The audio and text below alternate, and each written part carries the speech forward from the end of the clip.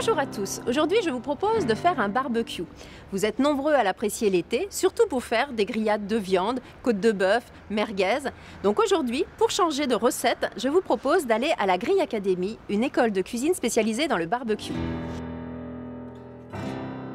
Bienvenue à la Grille Academy. On a été créé par Weber pour apprendre à nos consommateurs comment utiliser au mieux possible les barbecues. On propose deux formules, l'apprenti et expert.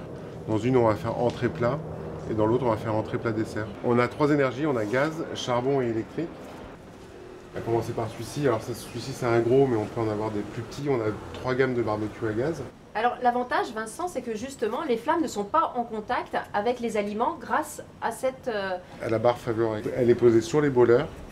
Elle protège de la flamme et les graisses tombent au final dans une petite barquette qui se trouve en dessous. Donc ce qui fait qu'on fait des barbecues relativement sains. Ensuite on a le charbon. Donc là on va mettre du charbon. On n'a pas trop de problème de feu par rapport à un barbecue à charbon traditionnel parce que là on va fermer et le fait de fermer ça va appauvrir en oxygène et il n'y aura pas de départ de feu.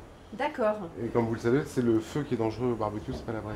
D'accord. Donc ces couvercles ont une utilité à la fois pour préserver la chaleur et à la fois pour limiter les temps de contact. Et alors, le couvercle est vraiment important, c'est vraiment l'ADN de notre marque. On ferme pour toutes les cuissons, quelle qu'elle soit. Et donc ça appauvrit en oxygène, ça va faire une cuisson plus rapide, plus saine et plus moelleuse. C'est très bien pour les viandes notamment, pour pas qu'elles se dessèchent. Exactement. Et là on va avoir donc, le modèle électrique qui est très citadin. Donc cette gamme-là, on la connaît aussi en gaz. Il y a des copropriétés qui interdisent formellement le gaz. Donc là, c'est ce qu'on pourrait avoir sur une terrasse éventuellement sur un balcon, quand on habite en ville. Quand on habite en ville, quand on n'a pas l'occasion de pouvoir avoir du charbon ou du gaz. C'est vraiment le barbecue citadin.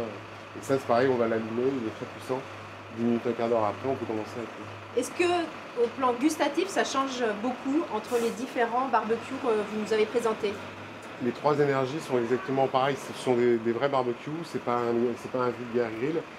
Et la majeure partie des gens pensent barbecue, charbon. Ici, on s'amuse à faire des tests à l'aveugle. Une entrecôte sur les trois énergies, il y a très peu de monde. Très peu de différence, on n'arrive pas à distinguer. À peine 10% des gens arrivent à retrouver celle qui était cuite sur charbon. D'accord. Bon, ben on va passer aux recettes. Voilà.